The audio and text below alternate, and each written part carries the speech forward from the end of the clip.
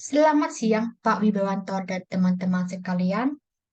Perkenalkan, nama saya Afore Anita Utomo dari jurusan Hubungan Internasional Angkatan 2021.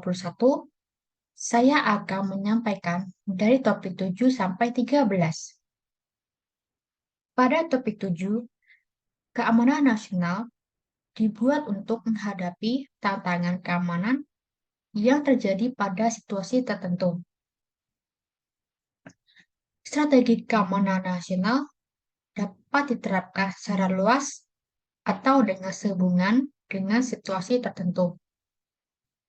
Secara konseptual, keamanan nasional seringkali memerlukan pencarian keunggulan atas bangsa asing, kelompok bangsa, atau aktor non-negara, negara asing yang menguntungkan posisi hubungan, dan atau postur pertahanan negara yang mampu berhasil menghalangi tindakan pemusuhan. Strategi keamanan nasional adalah proses yang berulang yang dimulai dengan menilai keamanan situasi yang mempengaruhi kepentingan nasional. Dari titik awal ini, mendefinisikan dapat dicapai diinginkan dengan tujuan yang akan melestarikan, melindungi, atau memajukan kepentingan nasional. Global security adalah istilah yang mengacu pada tindakan yang diambil oleh negara dan organisasi internasional seperti Perserikatan Bangsa-Bangsa atau PBB, Uni Eropa, dan lainnya untuk memastikan kelangsungan hidup dan keamanan bersama. Langkah-langkah ini termasuk aksi militer dan perjanjian diplomatik seperti perjanjian dan konvensi. Keamanan internasional dan nasional selalu terkait. Keamanan internasional adalah keamanan nasional atau keamanan negara yang terjadi di kancah global. Selanjutnya, topik 8. Pada strategi adalah mengarahkan unsur-unsur kekuatan nasional baik pada masa damai maupun masa perang untuk mencapai tujuan dan sasaran kepentingan nasional yang berkaitan dengan keamanan nasional. Selain itu, strategi merupakan konsep secara menyeluruh dari panduan tersebut bagaimana bangsa mempekerjakan semua instrumen power nasional untuk membentuk acara dunia dan memperoleh objek yang spesifik dari keamanan nasional. Strategi menyediakan hubungan antara tujuan nasional dan aksi untuk mendirikan dengan menetapkan visi dunia yang ambigu secara sengaja yang seperti kita inginkan atau tujuan dan metode atau cara dan sumber daya atau sarana yang akan kita gunakan dalam mengejar visi tersebut. Dalam strategi, tidak seperti strategi militer atau strategi ekonomi tertentu yang bersifat komprehensif dan berjangka panjang. Untuk strategi yang berhasil harus memenuhi kriteria berikut. Yang pertama, harus cukup ambigu untuk memungkinkan interpretasi yang luas. Kedua, harus diinformasikan dengan sumber daya yang pada akhirnya harus meninggalkan negara yang lebih aman daripada kurang aman. Kemudian topik ke-9, keamanan manusia memiliki karakteristik yang sederhana, yaitu konsep keamanan wilayah yang sudah terlalu lama diartikan dengan secara sempit atau sebagai perlindungan kepentingan nasional pada kebijakan luar negeri atau sebagai keamanan global dari ancaman senjata nuklir. Ini terkait dengan negara bangsa daripada orang. Dalam negara dengan adidaya dalam ideologi perjuangan perang dingin di seluruh dunia, negara-negara berkembang setelah menang kemerdekaan mereka baru-baru ini, mereka peka terhadap ancaman nyata atau yang dirasakan terhadap identitas nasional mereka yang rapuh. Bagi mereka, keamanan melambangkan perlindungan dari ancaman penyakit, kelaparan, pengangguran, kejahatan, konflik sosial, represi politik, dan bahaya lingkungan. Dengan bayangan-bayangan gelap ini, yang terjadi saat Perang Dingin surut, sekarang orang-orang dapat melihat banyak konflik yang terjadi dalam negara, bukan dari antar negara. Pada topik ke-10, Homeland Security pada awal abad 20, ketika bangsa tumbuh dalam kekuasaan dan perawakannya semakin diincar sebagai potensi ekonomi dan militer bersaing oleh kekuatan Eropa dan Asia. Dalam ancaman asing ini segera menjadi masalah fokus keamanan. Operasi seperti ini dan panggilan publik secara terus-menerus untuk meningkatkan pertahanan Amerika Serikat terhadap investasi asing adalah fitur abadi dari perdebatan keamanan nasional sepanjang paruh pertama pada tahun 1990. Selama Perang Dingin, orang Amerika tidak peduli dengan ancaman eksternal.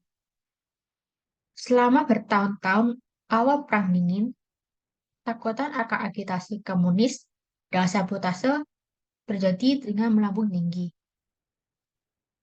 Tindakan menanggulangi ekstensif, termasuk keamanan dan personelnya terjadi secara besar-besaran. Pada awal Perang Dingin, Amerika Serikat bereksperimen dengan pendekatan pertahanan dalam menggunakan segala sesuatu dari pesisir pos anti pesawat dan patroli pertahanan sipil hingga diplomasi atom. Selama periode ini, orang Amerika khawatir tentang ancaman mulai dari serangan radiologis yang dilakukan oleh agen rahasia hingga keracunan reservoir air.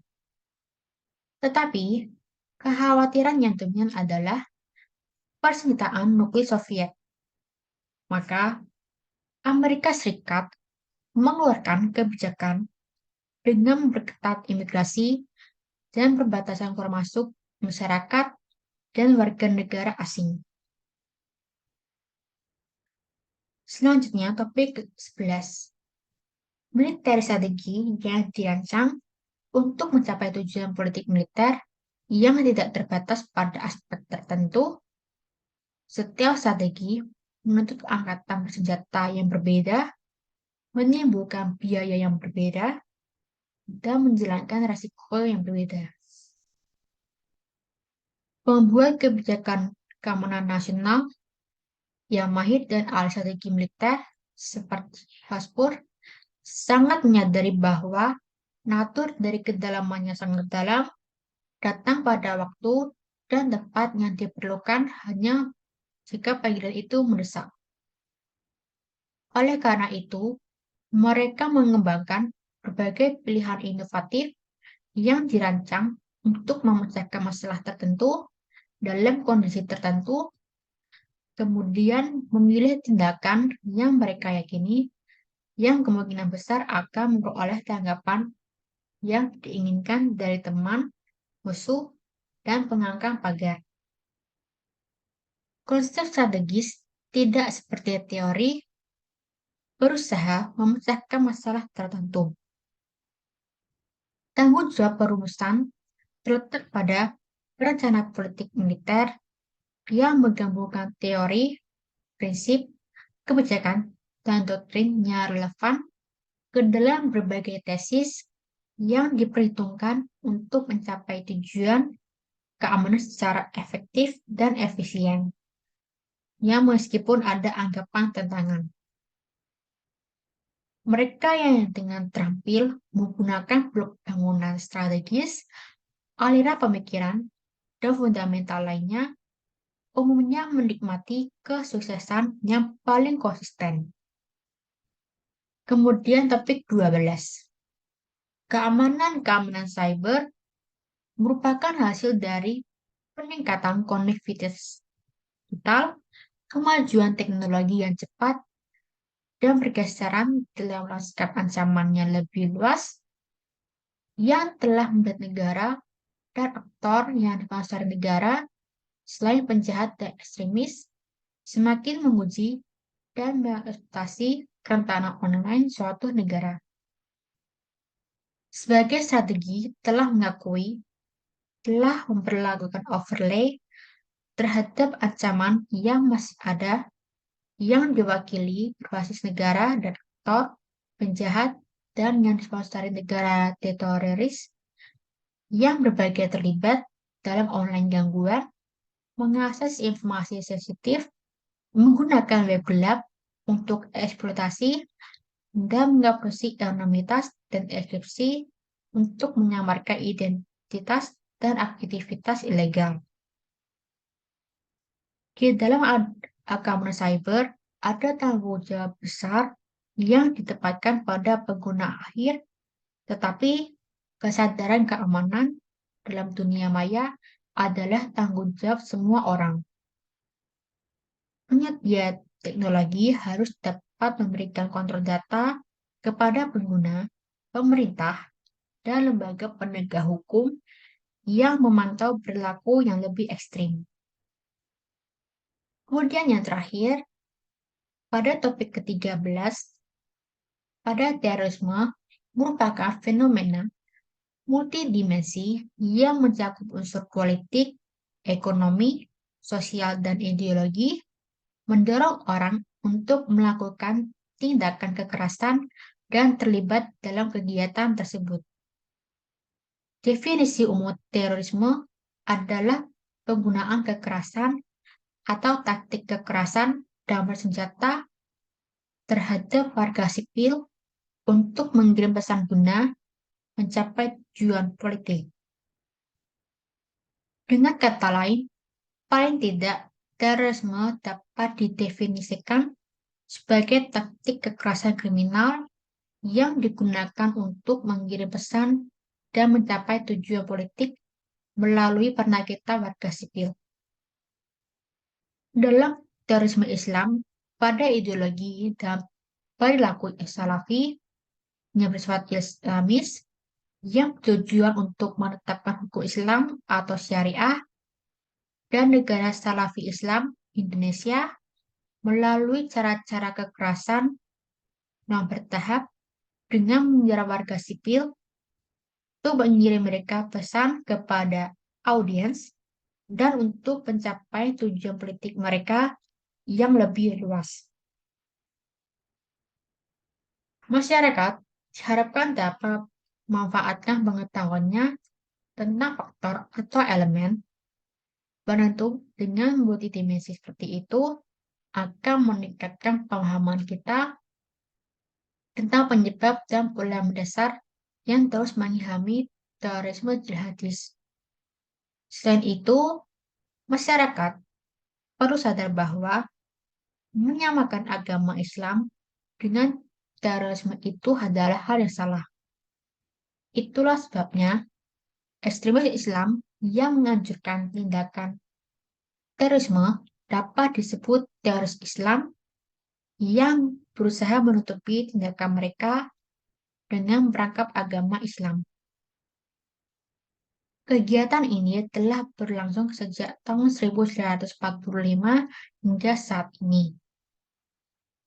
Kebijakan penanggulangan terorisme di Indonesia perlu dimutakhirkan dan diintegrasikan dengan baik dengan kebijakan dan strategi besar nasional Indonesia agar lebih dapat mengatasi keberadaan dan ancaman laten terorisme yang terjadi Islam di Nusantara. Dalam merencanakan kebijakan kontra terorisme pada masa depan, ada beberapa poin yang dapat dijadikan fokus utama yaitu memperbaiki kondisi ekonomi, sosial, dan politik, menangani jejaring sosial sebagai titik masuk ideologi radikal secara efektif, mengekang kekuatan pengaruh ideologi radikal, secara efektif dan meningkatkan kualitas dan kuantitas intensif pemerintah. Kesimpulan yang dapat diambil adalah dari topik 7 sampai 13, kita dapat mengimbangi masalah yang terjadi di masa lalu, masa kini, dan di masa depan. Pada masalah ini harus diselesaikan dengan cermat, cepat, dan efisien supaya kita bisa hidup dengan damai dan tentram. Mohon maaf apabila ada kesalahan kata yang kurang berkenan. Atas perhatiannya, saya ucapkan terima kasih.